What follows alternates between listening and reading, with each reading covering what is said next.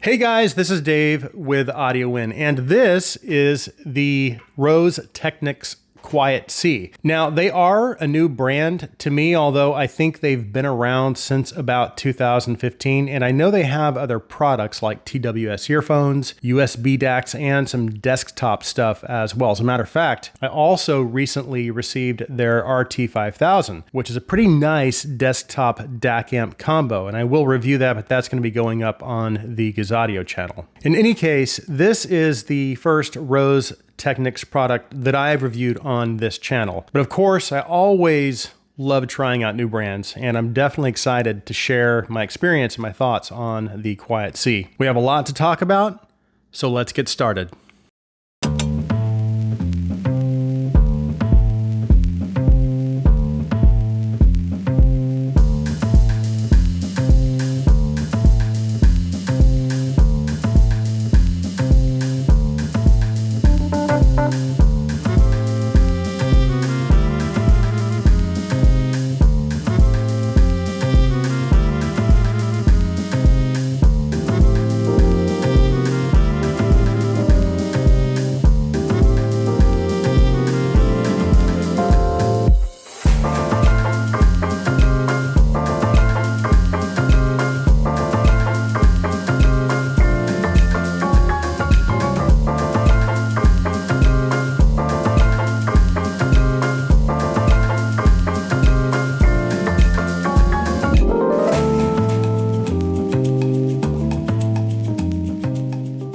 Included in the box is the IEMs and cable. It also comes with a simple case, a small assortment of ear tips, and a tool for detaching the MMCX connector from the IEM. As for the price, specifications, and design, the Quiet C comes in at $49, and it has a single 10mm dynamic driver configuration. The driver is housed in a shell that's made from a combination of machined alloy and resin. The design's nice, simple, but nice. It does seem to be well constructed. However, there are a few things that I'm not quite sure how I feel about. First being the oval nozzle shape. Second, the limited ear tip selection because of the oval nozzle. And I guess it having an oval shaped nozzle isn't too big of a deal, really, because I was able to get some other tips on it, and I usually swap tips anyway, but even after switching tips, I still had a little bit of an issue trying to get a good, stable seal. And the stock tips just didn't work that great for me either. Thankfully, I had my trusty W1s, and those ended up doing okay. So in the end, it wasn't a huge deal, but I do wish they would have gone with a standard nozzle shape, or at least included more tip options. Now, as far as the cable is concerned, I do like the look and feel of the gray fabric sheath and the metal hardware. However, again, it does use the MMCX connectors, which I haven't had any issues with yet as far as connectivity, but I'm also extremely careful, so just something to be aware of. And it's also a little on the thick side as well. But again, otherwise, the overall build quality and the cable quality is really good for the price. Okay, let's move on to the sound.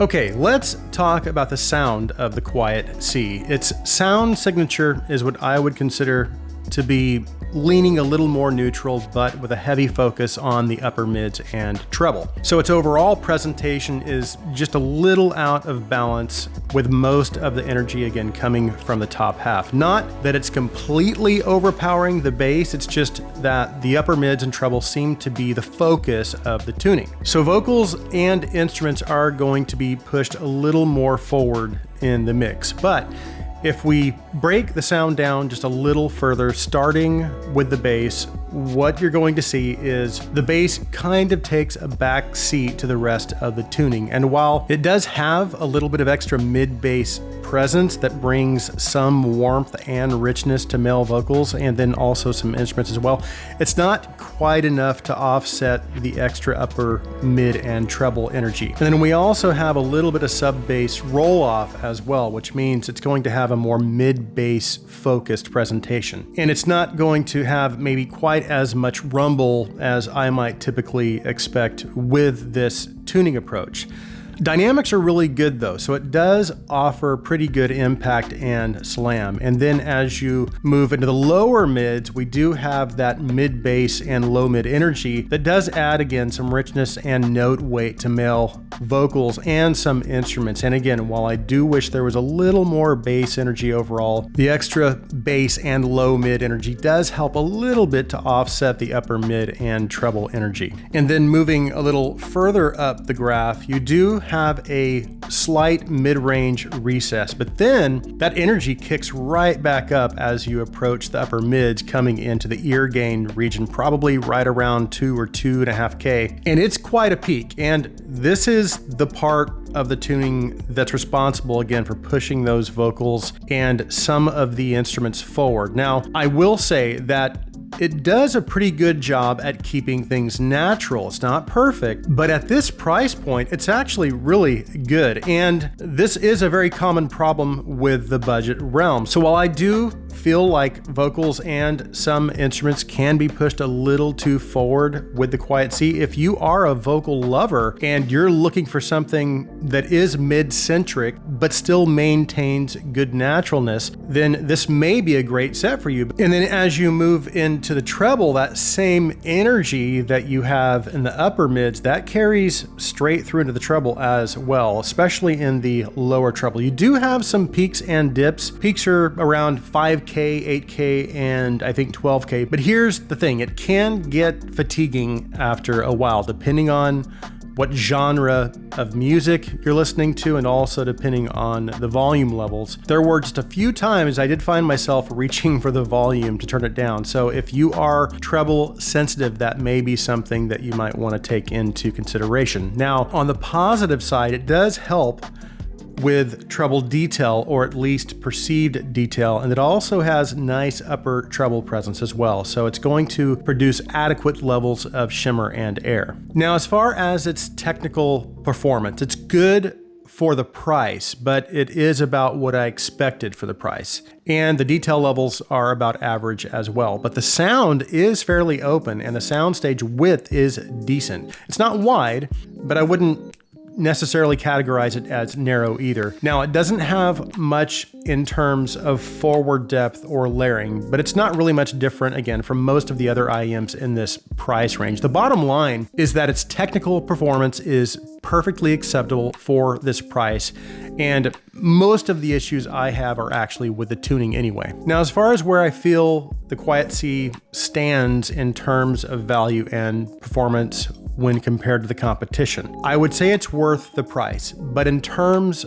of pure tuning, there are better sets out there. Of course, though, it all depends on your tuning preference. Again, if you're not sensitive to upper mids and treble, and you prefer something, again, a little more mid-centric, then maybe this will work for you. For me personally, the IEMs within this price range that I'm usually reaching for are the Kiwi Ears Cadenza or the TK ZK Aranos. Both of those sets seem to have a slightly smoother mid and treble presentation and are a little more balanced. Also, they do a really good job at keeping things natural as well. That being said, the Quiet C does produce vocals and instruments quite naturally, again, and it works very well with genres that highlight vocals, both male and female, but also instruments, especially higher stringed instruments like violins, pianos, and acoustic guitars. And it's rare to find a set at this price point that does that well. And despite my nitpicks about the ear tips and the cable, its design and build are good for the price, and I do think it's an overall solid package for the price. So that concludes my review of the Rose Technics Quiet C. Thanks so much for taking the time to watch. If you like my content, please take a second and hit that subscribe button. Also, if you would please like this video, please share this video.